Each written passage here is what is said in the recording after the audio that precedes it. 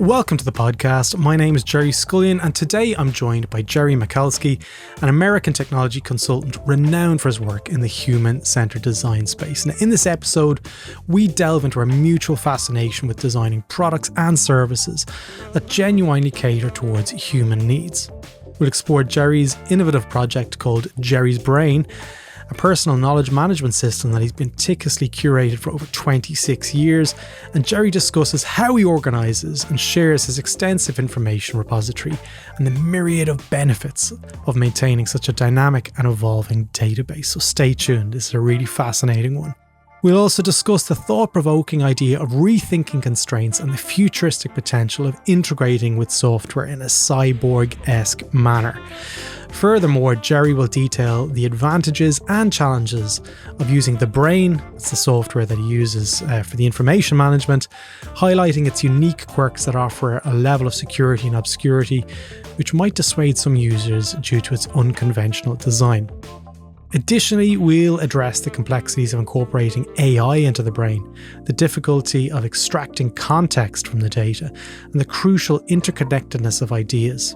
Jerry will also share his insights on establishing trust in traditionally skeptical industries like advertising and the significant influence of belief systems on personal development and system design, something we discussed with Dave Gray on the podcast a couple of months ago. Join us as we delve into these discussions, underscoring the necessity for a radical design approach that promotes trust and collaboration while addressing vital societal challenges through innovation and growth.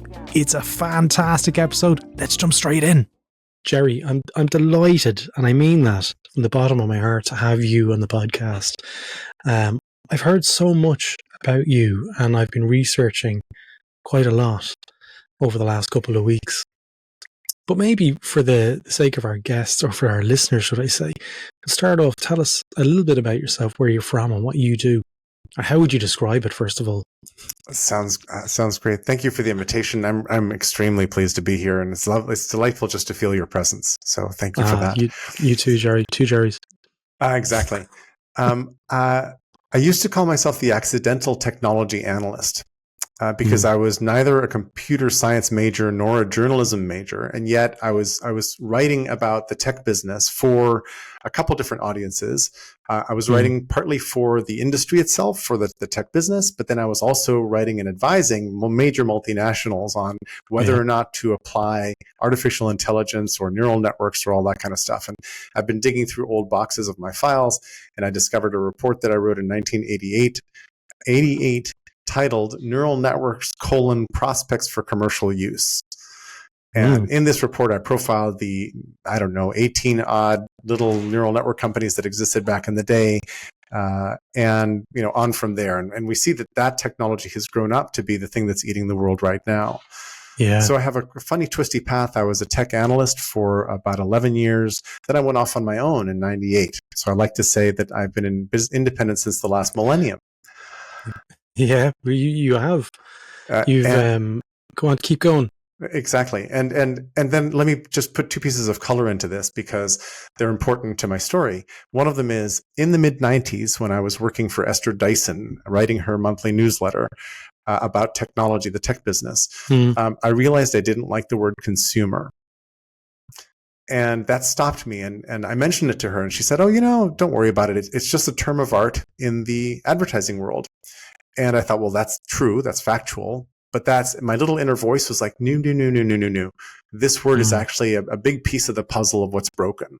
And so I followed the word consumer around for the better part of 30 years. And it's led me to some really interesting things. And then the second thing is this brain software that showed up.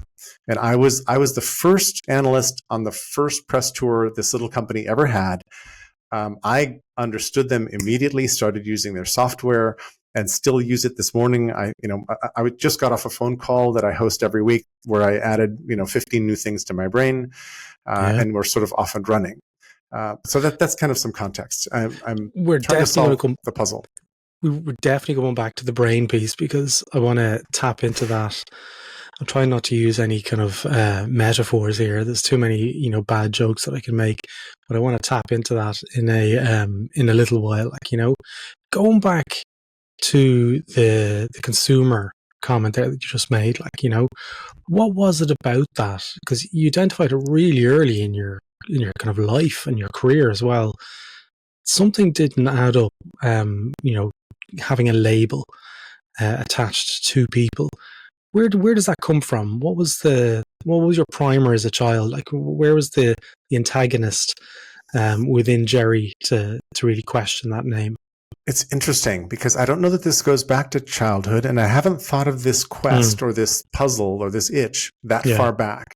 I can pinpoint the moment when it blossomed into my consciousness, which was a briefing I had with the new CEO of Women's Wire, which was they had the domain women.com. And I know, and I knew the founder, Ellen Pack, was a friend and a young entrepreneur who I don't think she really loved entrepreneurship. She just had this good idea. And she had hired in a new CEO who was a senior executive who was coming in. And I had a lunch appointment with her next door to our offices in Manhattan. And I showed up eager to talk about the glass ceiling, misogyny. There's a whole bunch of really important issues. And within the first couple sentences, she said something that kind of broke my heart a little bit. She said, "My job is to sell women to advertisers." And she wasn't lying. She was being very straightforward. And my heart just broke. I thought, wow, okay, and the word consumer had itched when people started talking about B2C, business to consumer business models and all that. And I realized that we were being treated as mere consumers, not as whole humans with interesting lives and needs and other sorts of things. So this is why human computer design matters so much to me. It's like, what needs do they really have? And there's a difference between designing something to addict people or manipulate them versus designing something to serve them. Right? Yeah. And I think we don't do enough of the serving, and we do way too much of the over-serving. It's like the extraction. We're trying to extract permanently. Precisely. What can we get out of this situation? Like, as opposed to thinking kind of holistically about the value we can design for people. But that curiosity, Jerry, seems, as I said, it happened early on where you were kind of saying, well, actually, consumer is probably not the right word to use here. You probably was around that point that you started Jerry's Brain. You mentioned it there a little bit. So the Jerry's Brain is a little bit later. So I think that the briefing I just mentioned was around 94, and the brain briefing was December of 97. So a couple of years later. But I will say that I think a piece of my curiosity, much of my curiosity, I can attribute to my father. I'm an only child. I grew up in South America. My parents met in Bolivia. My dad was a Polish-American kid who loved adventure travel, became a civil engineer. My mom's family escaped Germany in 1939. They had somehow, I have a document with a swastika stamp on it that allows them to move to Bolivia, which was one of the first countries that started sort of saying, nobody's going anywhere, but we'll take a few people. So I grew up in South America for a long time. And my dad was this incredibly curious artist who loved to do stuff and taught me a whole bunch of practical skills. So I think my curiosity stems from him a lot. From that, So was it your mum, did you say, that escaped Germany in 1939? Exactly. Okay. So that kind of, they were kind of reshaping themselves in another culture, another country. They were, kind of escaping, awful kind of situations back in their homeland. That might have at some point impacted you and realized that, we're not from here originally, but we have to adapt. The curiosity might have come from that point, and the deep understanding, which we're going to get to in a minute, which is our crossover, our commonality, is the deep curiosity about what underpins a human. And that's the bit that whenever it was Mike Parker, another hat tip to Mike. Mike is, he's kind of like a press agent for me these days. He's connected me with loads of people that I'm interested in. But going back to the Jerry's Brain piece. Now, when I've told this to people, I said, I'm speaking to Jerry Michalski, this thing called Jerry's Brain. They just look at me. I'm like, how long has he been tracking his brain? How long? Maybe I'll let you describe it. What was the stimulus for starting the process off? And did you expect when you started it off that you were going to be still doing it in 2024? Not remotely. It's interesting because I used to be a technology industry trends analyst, which we were just talking about. And so if you think about it, my job was to know who invested in whom, who competes with whom, who Yeah. offers what, who, what are the categories and subcategories of the tech business, right? So I had a reason to use some kind of mind mappy thing. But then there's this funny little piece of synchronicity, which is I had to write a monthly newsletter and had chosen to write about bookmark management and mind mapping. Those are the two topics I was interested in. I didn't know why I wanted to put them together, but I did. And I was very frustrated because all the companies I had found were not making me happy. I was like, that's just not so good. And this little Yeah. company with a product called TheBrain booked an appointment, and I was like, TheBrain, whatever. And then the minute the inventor opens his laptop and starts to show me the demo, my wet brain just jumps on it and goes, oh my God, that's how I think. And so the brain became the star of that issue of the newsletter, which I was already halfway completed writing. That's the weird thing is they just sort of fell into me looking in their general direction. And I Yeah. had this pressing need, and I'm an old user of HyperCard from back in the day, and several different databases and whatever I'd played with, trying to manage how do I collect up this info. And all of a sudden, I could add all these little companies quickly into the brain and weave them into categories, subcategories. I developed my own little tropes or cliches for how to organize things in the brain. So I always put investors and PR agencies and legal companies laterally. Sort of, there's a lateral link, a jump link that you can do in the brain. And all of a sudden I could cruise through a venture capital firm's portfolio. Now, none of those are exhaustively entered because everything in my brain is not a database lookup. It's put in by hand by me somewhere in Okay. those Yeah. 26 years. So it's not exhaustive, but it's pretty damn good. And it got to where a journalist would call me and say, hey, I'm writing about buddy lists or instant messaging. And while they're talking to me, I would just look up buddy lists. And my unaided recall of buddy lists is 10, 12. I have 300 plus that I've ever seen. They're all there, just right in front of me. And if I wanted to know who founded one and who funded one, chances are I've got that info at hand already because I put it in earlier. And the experience I've had for 26 years that most people aren't having at all is the experience of information accruing, of things Yeah. actually collecting up and getting richer and better over time.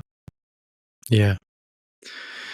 I'm really interested in lots of areas here. Like when you're talking about, you've got this rich perspective that not many people of us who've managed to track the brain for 26 years have, and you possess.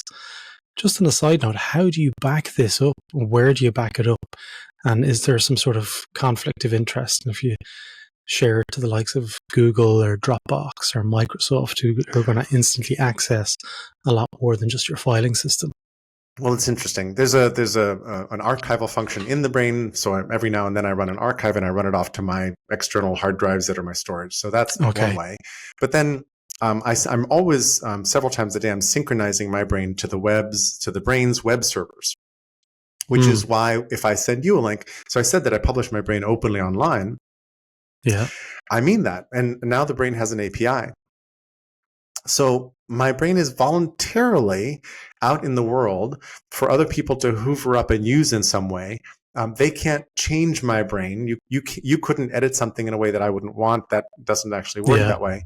But I'd be very happy if somebody riffed on my brain and went and did something useful and interesting with it. And I'm trying to figure out how to be the Chuck Yeager of somebody else's. Here we did some interesting stuff with mind maps and trying to figure out how people think. Like, count me in. Like, put a little life vest on me and throw me in the cockpit. I'm up for that. I haven't been taken up on it yet. Have you encountered anyone who's kind of like risk adverse, and they're like, "Well, why would you do this? Put all this stuff online." Oh, for sure. What are the kind of the worst case scenarios that have been uttered into your ear over the years? Well, it's funny. I met a guy uncloaked himself to me a decade ago, and when I still lived in the Bay Area, and he lived there as well. And he said, Jerry, I'm also a very intense brain user, but I don't make any of my brain stuff public, and I would never. And he showed me these amazing, he had more elaborate spreadsheets than anybody ever seen, all wired into several different brain files, blah, blah, blah. He was working on a startup to build the first refueling stations in space, which didn't work, but that was a long time ago. But but I can understand why you'd want to keep things private. The other side of that, the way that I approach it, is really interesting to me. I did a podcast with Tiago Forte, the Build a Second Brain guy. Exactly. And I hadn't absorbed enough of his materials to know that his second brain is his private external brain. His third brain is whatever he publishes to the outside world, right? Now, for me, and this may sound strange, everything I add into the brain every day is by default public. I have to open a little dialog box and mark a checkbox to make something private. Okay. So I will make private, for example, if I go do a consulting session for a corporation, nobody should know that I was there or that we did that, fine. But the people I met, I will connect to that thought, but I'll also connect them to the staff of that company. That's public, right? So 99 point something percent of all my thoughts are public and open, which I think is extremely unusual in the world of note taking. Most of us are worried that our notes are too raw and too ill-formed, and so we will polish them up into a shiny nugget called a blog or called a video or whatever else and put those out. I do that as well, and then I'll put a link to the video and connect it to the nexus of things that were already public and open. Yeah. Do you remember when Facebook started to release lots of their system and it was made public, and then people were realizing that people could see their friends and stuff? The EFF put out a site called I Shared What? And you could go there and you could sign in with Facebook Connect, and it would then spew onto screen everything that they had just received from Facebook because you had signed in using Facebook Connect. And I was pretty liberal on what I shared, and I was stunned at how much stuff poured down the screen. Yeah, like, I mean, there was a lot of extraction, if you want, happening right back then. But one of the points was that people used to make in the media at the time was, well, we don't know what impact that's going to have in our lives in 10 or 15 years. What has been the impact for you in terms of the documentation of your brain for 26 years? What is the pros and what are the cons? Maybe give us a couple of each if you can, balance out the conversation. Happy to. It's very interesting because I, as I just said, I'm offering this thing up for public use, but the brain is quirky enough and strange enough that I am secure through obscurity.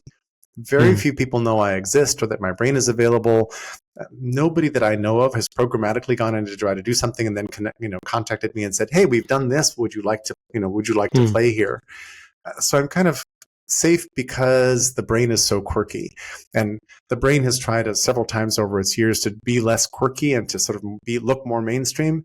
And every time they do that, I'm like, now you might as well just buy an outliner and use Microsoft Office. And the problem is that the problem in software design is that Microsoft Office set up weird standard where software vendors are afraid to look any different from the Office suite. Yeah. And I used to be a huge fan of Prezi, which I used. It's a little Hungarian company. It's an endless zoomable whiteboard with transition effects. And I used to be able to just fling myself into Prezi and make beautiful presentations. At least I thought they were great.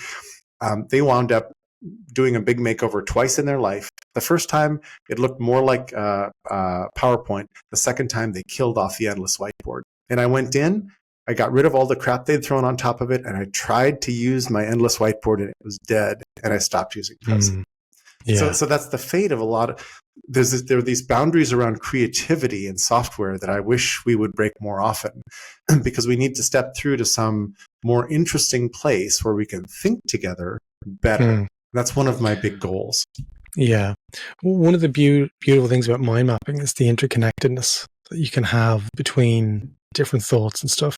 So just to be clear for our listeners, when Jerry's talking about the brain, he's talking about TheBrain.com, not his brain. Okay, so TheBrain.com, there's a link in the show notes. If you're watching on YouTube, it's in the description. You can follow along with this, but Jerry's referencing TheBrain.com, not his brain.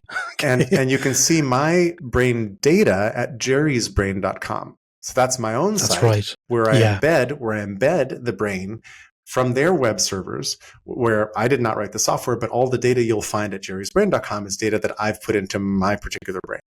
Yeah. If you were to extend, say, the data that you have archived and tracked for 26 years, I don't know if you've tried, but if AI was to get hold of this, where do you think it might go? Because I believe, just on the preface of that question, you've kind of got everything set up for a second Jerry brain almost. You've got the personality, you've got the history, you've got the data points. But I'd love to get your thought, Jerry, on what that might look like if you were to do it. So my friend Pete Kaminsky and I sat down and tried to do this some months ago, and didn't achieve full success because ChatGPT announced GPTs, which is little chatbots that you can connect to a corpus. And TheBrain surprised us by announcing an API because they hadn't had an API for years. So Pete went in, we got an API key, we worked on it for a while. And there's a technical glitch also, but one of the problems is that the way I use TheBrain, you have to infer a lot from context at every moment. I don't write long essays in my brain that explain my ideas about a particular thing. I'll write a very pithy thought name. Each node is called a thought, and there'll be a thought called skeptical of. And then under that will be something I think I'm skeptical about. And by looking at it on screen, you'll be like, oh, okay, here's the thing that Jerry's skeptical about. But I don't have a long essay in there that says, oh, and by the way, I think the metaverse is a dopey idea or whatever. Now, I will create a video that says that, and then I'll connect the video up, et cetera, et cetera. But that's hard to see from the brain because that's in the text of the video. And the full text of all these things is not actually in the brain's data file. So we've tried and not succeeded.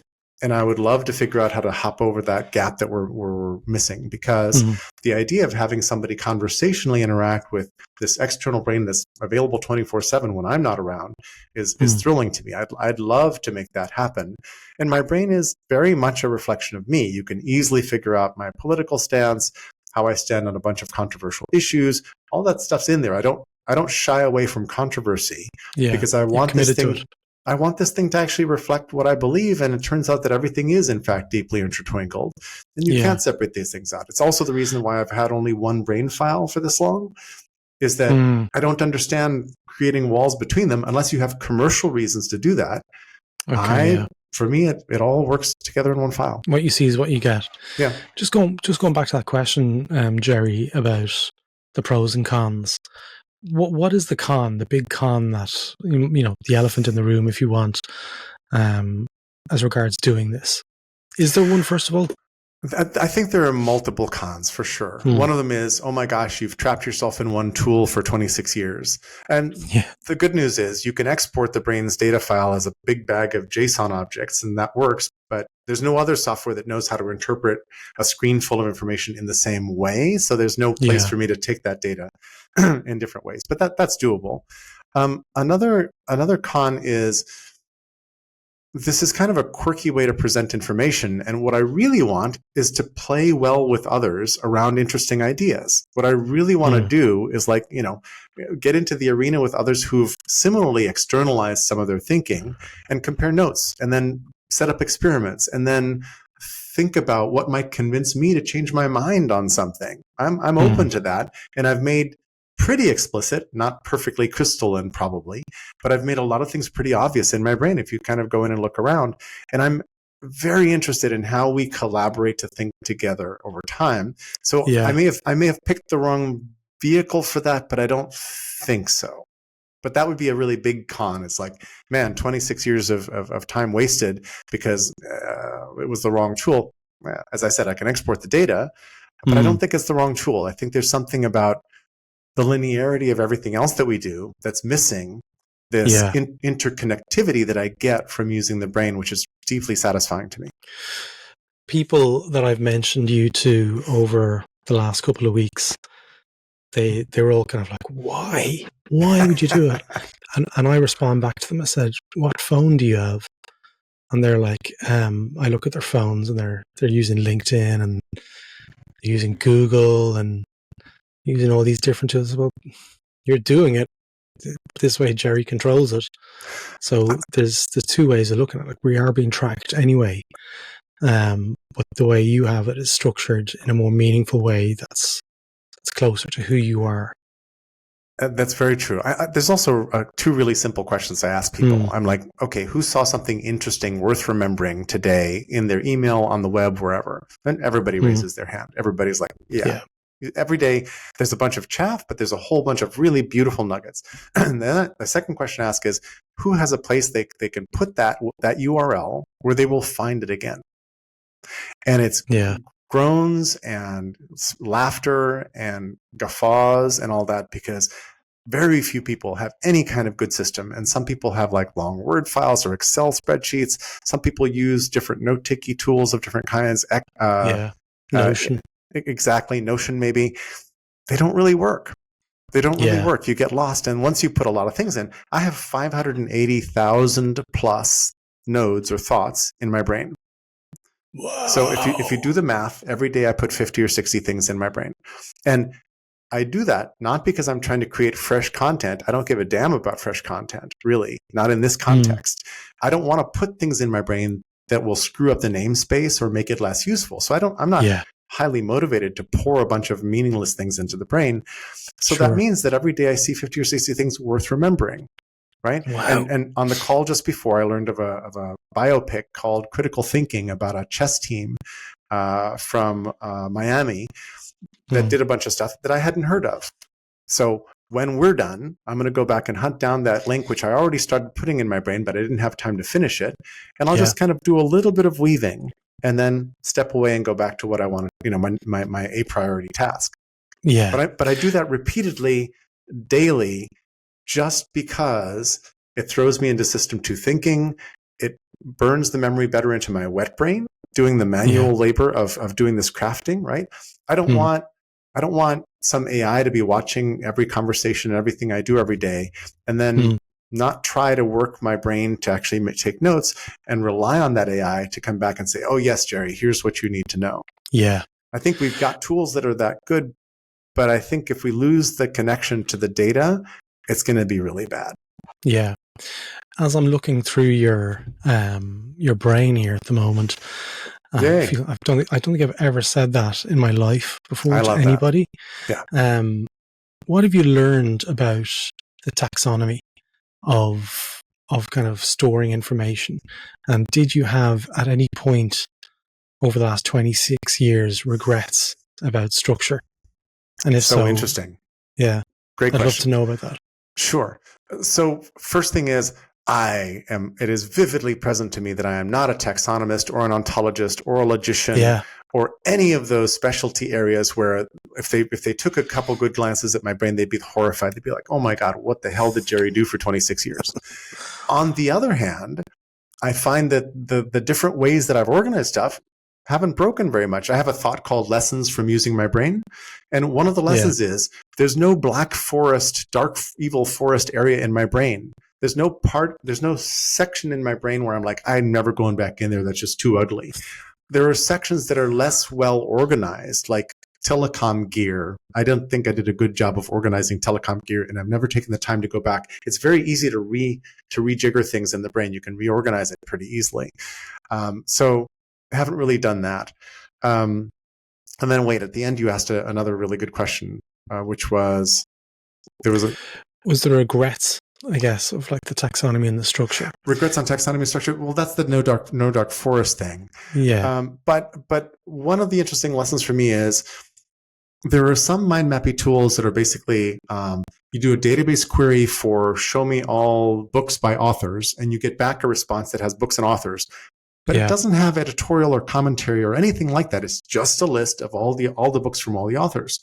Yeah. I put in all the stuff that you might think of as a feedback from a database, but then under it, I put book reviews. And, I haven't read all the books that are in my brain by any measure at all, but I've read or skimmed a whole bunch of the reviews about books and movies and documentaries and all that. And then from that, I'll detect something and I'll connect that to the movie. And then a thought like, hey, assume good intent is one of my favorite ideas or thoughts, right? It's a foundation rule for Wikipedia, for open source software, and for some stuff that I'm working on. That's connected to a lot of things in the world, and I have them explicitly connected to it. That doesn't exist in many places. And it's not overwhelming because of the way I've managed to, if things get too crazy, I create subcategories in a particular way, and it works just fine.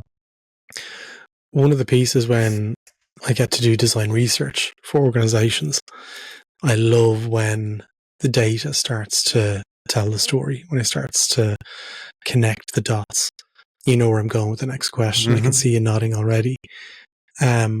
have you ever had that moment where you review your data and you see part of yourself being mirrored back? Um, if so, are you okay to talk about a learning about yourself that you'd like to share? It's interesting. You took a different turn than I thought you were going to take in your question, and I like your question a lot. Let me go toward where I thought you were heading, which was, has using the brain led to insights along the way as you curated? And the answer to that is yes, and relatively frequently, not like every day, like, oh my God, aha. Yeah. But at one point I was trying to do Brian Arthur's positive returns, basically increasing returns hypothesis, and he hadn't written very much about it. And so I connected it up to feedback loops, and then I realized, oh, wait a minute.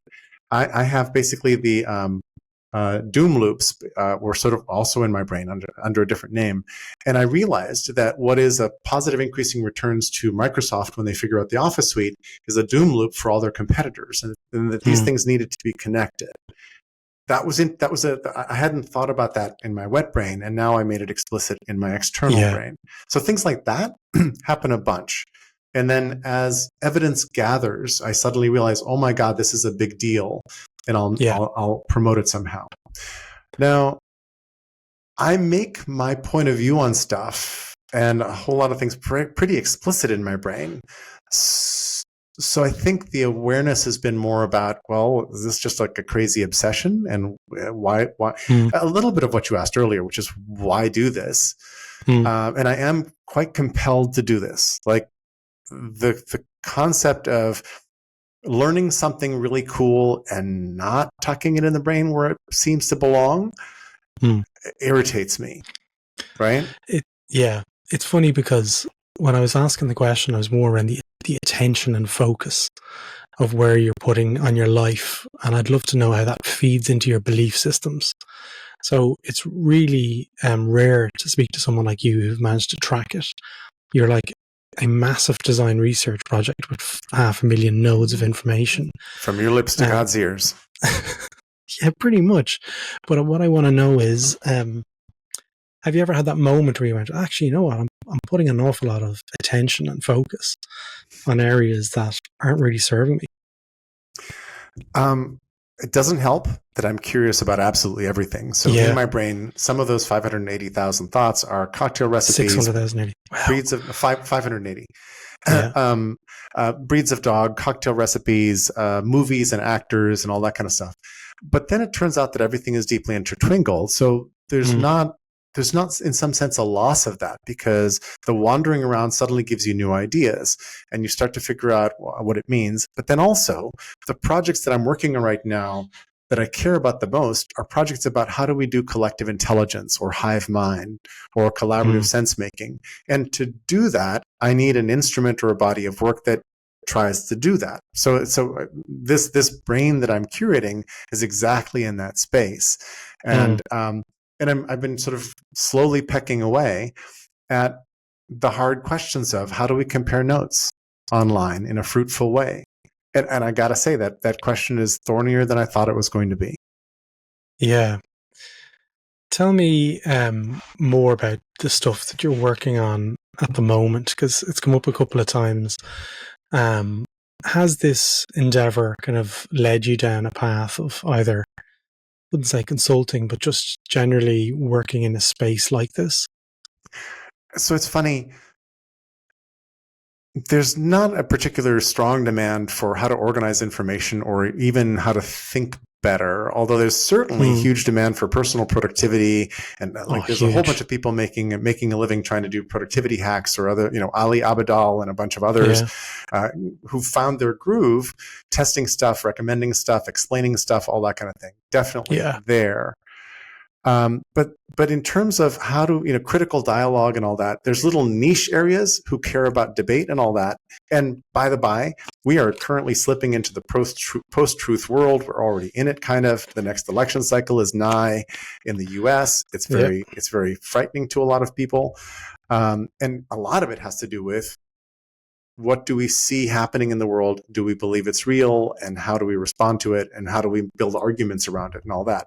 So I think this work is actually important, but there's not strong demand for it. My major topic sort of in the last decade has been trust. And I got to say, there's not people shopping for trust. There are people shopping for other things like innovation and creativity and leadership who don't understand that trust is probably their issue. So I've had to back myself into the issues that I care about a lot from other things that are more important. So the major topic in my head these days is this idea of rethinking constraints. Yeah, I love that. Trying to build new offers, new strategies, trying to figure out how to break limitations in order to transform industries, in order to liberate people from whatever constraint they had that's not very good. And I got there because in my history, I've found a lot of people over time who were doing that work over and over again in very specific and different industries. Also, one of my professors in grad school was Russell Ackoff, who was one of the originators of systems thinking alongside too many men, frankly. But Ackoff was really known for sort of thinking outside the box, if I can use the old time worn cliche. And I'm realizing just recently, as I start to figure out how to explain this, how much that influenced me back in the day. Yeah. Let's talk about rethinking constraints, because those two words together are really powerful when you put them together. Like, what is it about constraints that attracts you? What is it about that? I think the most attractive part to me is that I started to see constraints that weren't obvious to other people, that there are invisible constraints to most of us, and that what we believe dictates what we see or what we're willing to see or hear, and that's a big piece of the puzzle. So, for example, if you look at the world of advertising, for example, we've normalized advertising. Advertising is the business model that fuels several of the world's most valuable corporations. If you take a frank look at advertising, you realize it involves a whole series of breaches of trust. Yeah. You dumpster dive my data and suck up all my exhaust data and buy and sell my data behind my back with other people in order to perfect a portfolio to know me. Then you're going to apply a whole bunch of technology and expense to know me better than I know myself and my needs and desires and purchase patterns and all that. Then you're going to fill my world with ads and enticements so that I might buy the thing you want me to buy, which may be a thing I don't actually even need, that will make me poorer and worse off in different ways. And we not only have normalized this and take it completely for granted, but you, the vendor, want me to trust you. At the end of that thing that you're doing every day, all the time, and spending a lot of money on, you expect me to trust you. And I find it fascinating that we still sort of do, right? Like Coke, Nike, whatever, branding is a really big deal. But when you drop the veil, when you start to peel back and describe it in sort of a really simple way, it opens an opportunity for, hey, what would advertising look like that was actually trustworthy? What would a company that is deeply trustworthy look like? And I have a concept I call becoming someone's trusted ally. And it's an aspirational goal. I don't know any companies that are actually that trustworthy right now, maybe a couple. Patagonia, maybe? Patagonia tries really hard. I think they're way up there. Wikipedia, for example. The problem is that the profit motive causes most entities to have to do all of this stalking and poking and spying. Extraction, And extraction, exactly. And there's a bunch of really great authors out there who've written about the extractive economy and its problems. And I got to say, we haven't made our way past those rocks yet. We're still very much in those waters. Yeah. What about personal constraints? So we can talk about constraints as the structure, but when we talk about personal growth, you mentioned productivity and Abi Abdul, and typically humans kind of gravitate towards a sense of comfortability and really pushing themselves out of the comfort zone. And what tends to happen there is where you meet constraint, you meet restrictions. Talk to me about how we can radically rethink that to enable growth. A big hunk of that, and I'm not going to address the other hunks because it would take a long time, but a big hunk of that is just personal belief systems. Yeah. And those are shaped by religion, culture, stories you heard, and maybe even by very explicit decisions to become a stoic. Damn it. I love stoics. I love stoicism. I'm going to become a stoic. And so you read Marcus Aurelius and whoever else, or you can become a libertarian because, damn it, that's the best set of ideas I can think of. And as often as not, these ideas create blinkers or blinders for you. The whole personal productivity movement is seeing a bunch of people going, whoa, I went way deep down personal productivity, and I suddenly realized I wasn't enjoying anything. Yeah. Because I was busy measuring everything and then racing to complete something so I could put more numbers on my personal board, and that spoiled things. I started to not enjoy, presence in the world and things like that. So I think being aware of your assumptions and these belief systems that you've ascribed to, it's okay to have a belief system. I think they're really interesting and cool. I think they're equally dangerous because they create these constraints we then start to get blind to and we're not aware of. So one of the places I like to start is with, assume good intent. There's a whole bunch of people who, for good reasons, think most people are kind of evil or dangerous and don't have good intent. And I think the facts would bear me out that most humans just want to make things better. Yeah, they want to be 100%. heard. They want to be liked. They want to do something that's meaningful. Yeah, 100%. I'm with you on that. That's my belief system as well. But let me take that one step further for a sec. Yeah, go ahead. So part of what opened up in my head over the last 20 years was that most of the systems we take for granted in our lives were designed for mistrust of the average person. They were designed for a world in which everybody could be a bad actor. So we must stop everybody from acting badly. So we bake into the design of the system and the rules around the system ways to make sure nobody acts badly. And in doing so, we constrain the system such that people can no longer just release their genius into the space and be real humans with each other and take responsibility for the things that they see that need to get done. Because no, stay in your lane. You're not qualified to do this. It's not in your job description. All those kinds of things are all also constraints. So what does that look like in terms of rethinking constraints? Because I know when we were chatting beforehand, we were talking about these two words when they come together. Like, how can we rethink them? If you're telling us that like society or belief systems are kind of compartmentalizing us into certain sections that we can and can't do, what is your thoughts on this as regards rethinking? Is there a radical approach or something that we can share to our listeners to get their heads around this topic? There is, in fact. I'm inventing. It's on jerrysbrain.com. Actually, it's all in my brain and actually on some fledgling baby websites. So I'm inventing, it's still in the process of inventing a process called design from trust. Okay. Not design for trust. Joe Gebbia of Airbnb did a TEDx talk called Design for Trust. Yeah. And he talks about the size of the dialogue boxes when you enter why you want to stay in your apartment. I have to tell you a story of why I'm coming to town. And if I make the dialogue box too small, you won't tell me enough. If I make it too big, you'll give me TMI and I'll be like, God, this guy sounds like a stalker. I don't want him staying here. So that's what he was looking for. That's not at all what I mean by design from trust. I actually mean designing systems, services, processes, software, whatever, from an assumption of good intent. Yeah. And then you start to flip the model. And my favorite example here is Wikipedia, which almost everybody has touched in some sense, right? Yeah. And I ask people, do you remember the time when you suddenly realized how Wikipedia works? That any idiot on the planet could change any page on Wikipedia. Yeah. Then I tell the story of how Wikipedia was born, which is it was not called Wikipedia. It was the Newpedia. And Jimmy Wales hired Larry Sanger, and then they contracted 80 or so experts to try to build out geography, mathematics, whatever.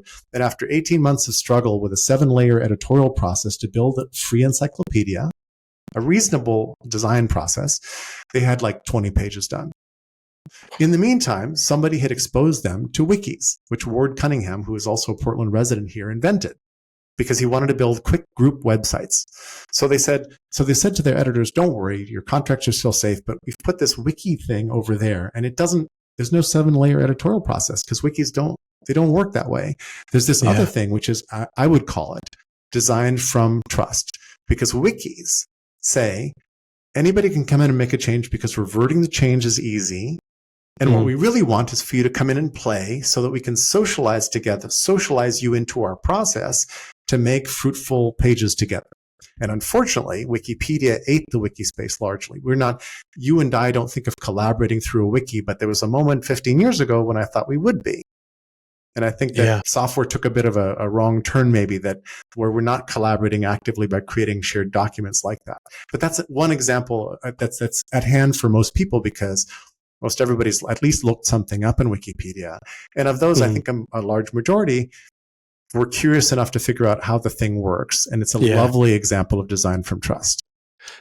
Talk to me about trust, because most people they'll understand what we're talking about when we're saying trust, but I want to understand the characteristics that are associated in your world. How would you define trust? So trust is kind of expectations around somebody else's behavior, the confident expectation that you're going to do something. There are a couple dozen different trust models. One really simple one separates affective trust from intellectual trust, which is, on the one hand, do I think you're capable of doing the thing you're promising or threatening to do right now? And that's just the intellectual side of it. And then affective is, do I like you, and do I think you have my best interests at heart? And those two things are separable. You can trust somebody even though you think they make idiot decisions, because you think they have your best interests at heart and will eventually look out for your best interests, etc. So trust, every time you kind of poke it at some place at different levels, societal level down to personal or family level, it just unpacks more and more like an onion, right? And so I think the problem is that we have a bunch of preconceptions around trust. And I think because if you watch too much local news, you'll be pretty sure that nobody out on the street is trustworthy, because all local news mostly shows you is, stories of tragedy and difficulty in your neighborhood. And that's like, sure, how's that going to work? Yeah. So as you move forward into trust, I think you have to, start to understand the models around it and the practice of it, but B, you have to do some introspection. You have to look at your own behaviors and whether they engender trust or weaken trust over time. And this can be personally or organizationally, for example. And that's a piece of what you would walk through. So would I be right in saying that one of the things that you would encourage then is discussions around understanding and creating an alignment around what trust looks like? Absolutely. To start from that point. Yes. So one of the things, and this is kind of like a completely lateral topic, I was watching some 80s movies, and a lot of the baddies in those movies were Russian. And there was an era, and then it was like the Libyans and Back to the Future. And it kind of goes through these cycles around, topics within movies and how they actually perpetuate fear into society. And that really has a knock-on effect, I believe, anyway, into how we trust people who might be seen as different. What are the things that you encourage young people or old people, whoever it is, to align on that definition of trust? Are there things that people can do? Because if I speak to my mum, who's 83, nearly 84, she'll have a completely different belief system around certain topics. Whereas if I speak to my 15-year-old niece, she's got a completely different perspective view. So I'd love to know, with the benefit of hindsight that you've tracked for 26 years, all of this data that's in there, how we can link those three things together as regard understanding and alignment and trust. Or do we even need to have to do this?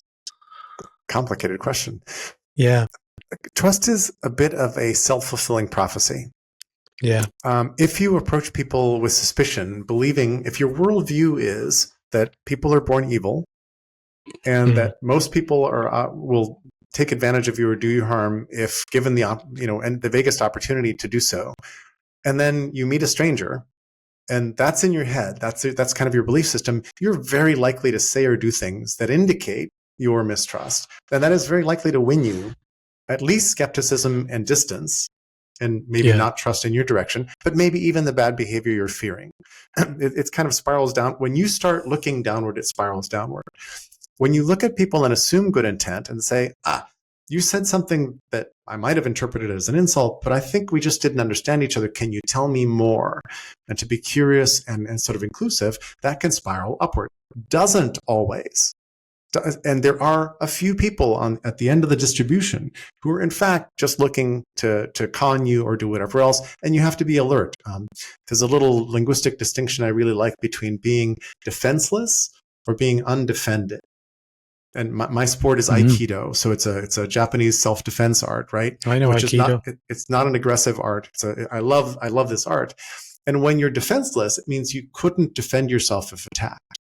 When you're undefended, it means you'd be perfectly fine defending yourself, but you've chosen to lay down your arms, to shake hands, to wave, which are old gestures to show I'm not holding a weapon, right? Yeah. And being undefended is a nice second step behind assume good intent, which means Yeah. you don't need to be naive and defenseless. You should figure out what the world might look like, but walk into the world looking up and looking for the best in people. And I got to tell you, I've done a whole bunch of reunions where I bring people together that I look up to, and I tell everybody, hey, like the people who are in this room, like I think are pretty awesome and well-intentioned, and that the conversation just builds and moves upward from there because people are already looking into the room with that expectation. Yeah. It's funny when you're talking, I can hear so much sense making happening around communities, because like within the Human Centered Design Network, we have our own private community, and we launched it a couple of months ago. And there's about 100 and something people in there, and a lot of the people in there, we obviously all follow a similar belief system, and there's a lot of sharing and trust, and you know, we kind of talk to each other like equals, and it's lovely. When you transfer that kind of belief system, or you try and explore it out there in society, and you see the likes of Fox News in America, and they perpetuate all of these narratives that kind of aren't really serving, you know, the best for the world. What can we do, like as human-centered designers, to really challenge those narratives to ensure that, you know, we're giving ourselves the best chance of succeeding through the next God knows how many years? So what are the things that people can do? Do you turn the TV off? Do you watch the news? Walk me through those practical things that you believe we could probably do more of.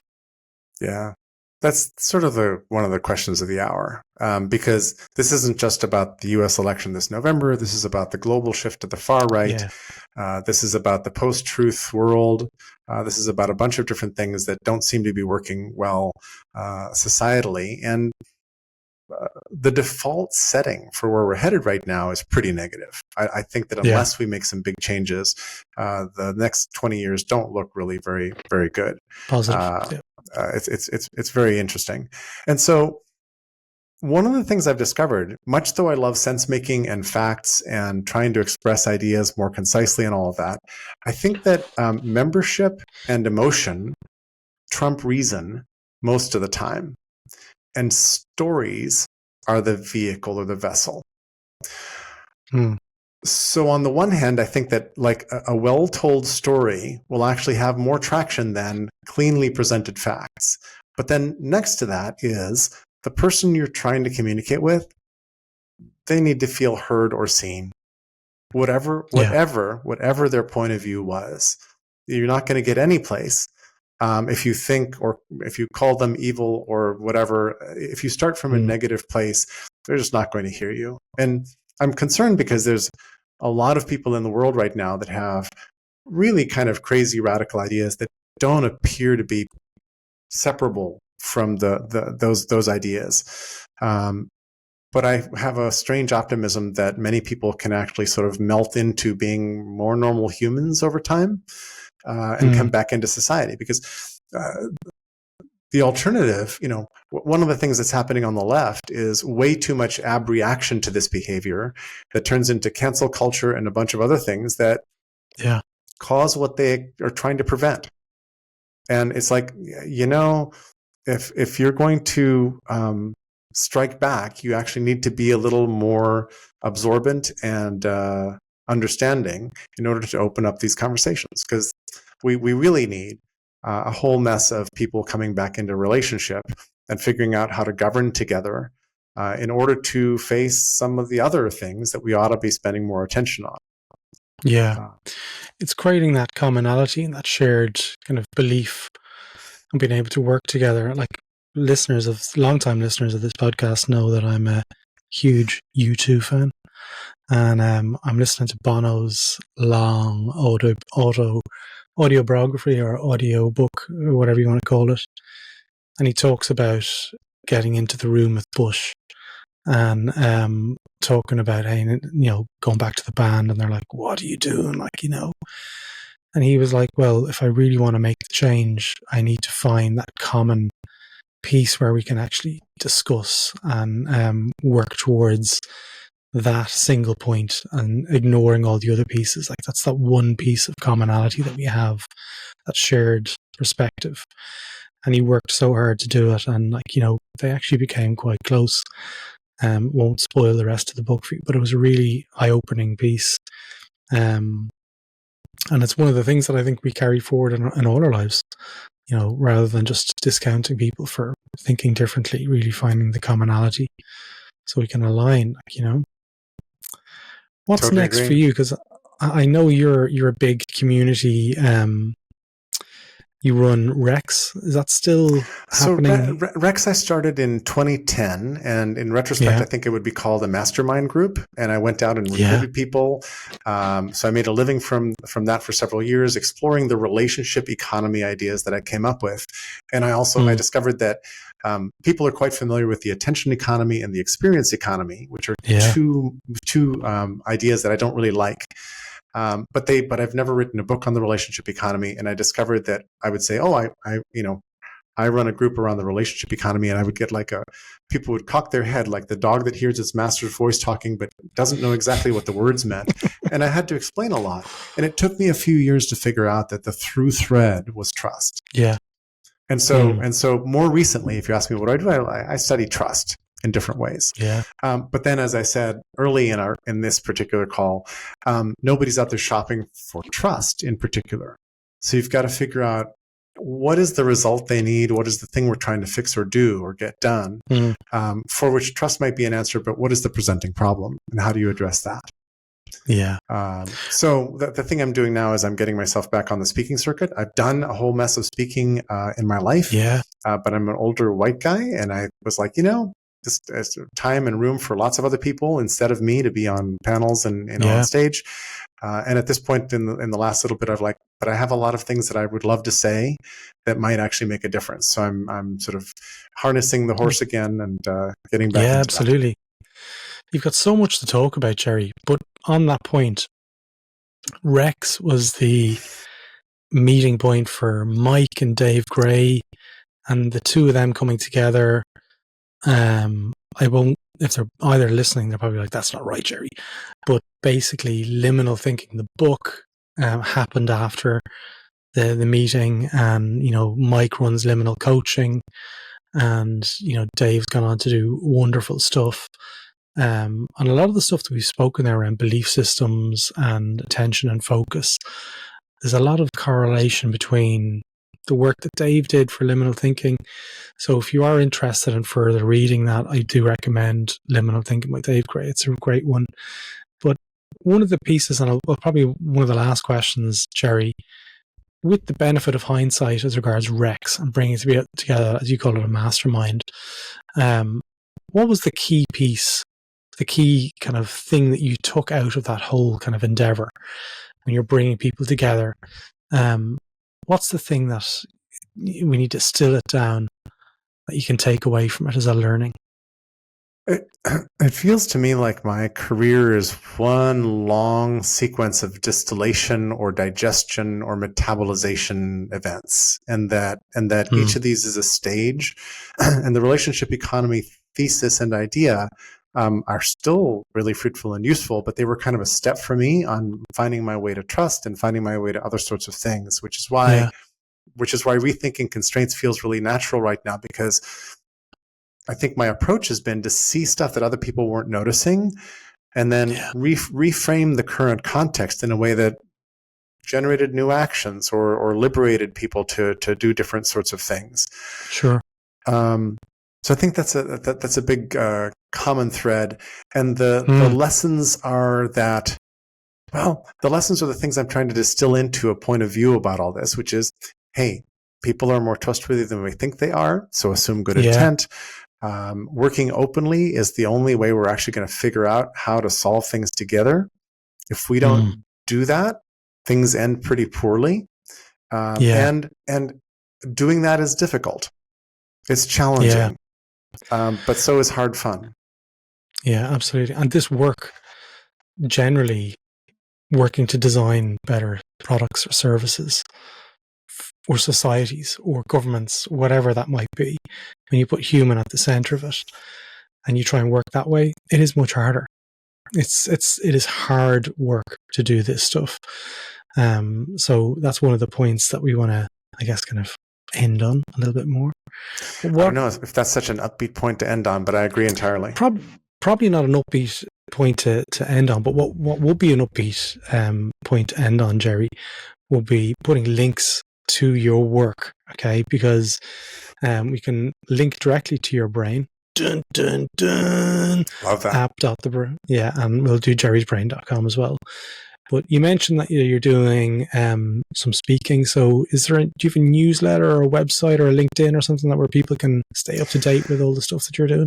So if you connect with me on LinkedIn, I'm easy to find, first name, last name, first name dot last name, I think is my LinkedIn ID. I just mentioned that you listen to the podcast because I get a lot of no comment sort of links. Yeah, and I try not to overdo that because my network is important to me. Yeah, absolutely. I have jerrymichalski.com, which I am rebuilding entirely right now. So what you'll see is a very simple kind of placeholder site talking about the cyborg future, but not a lot of mention of this other thesis. And then I also have designfromtrust.com. So if you want to learn more about Design from Trust, you can go there. There's a couple posts, and my TEDx talk is in there as well. Ah, very good. Jerry, I end every episode by thanking the guests for their honesty and their vulnerability and just coming on the show and literally letting me kind of go left and right, like a sort of an unarmed boxer swinging, trying to get some good juice out of the guests. You've given us so much to think about. So I really appreciate you giving me the time and the energy and the focus to really answer a lot of these questions. So thank you so much. It's been a giant pleasure, and now I'm really motivated to go to Ireland. So beware. You gotta come over here. There's more to Ireland than Guinness. I love that.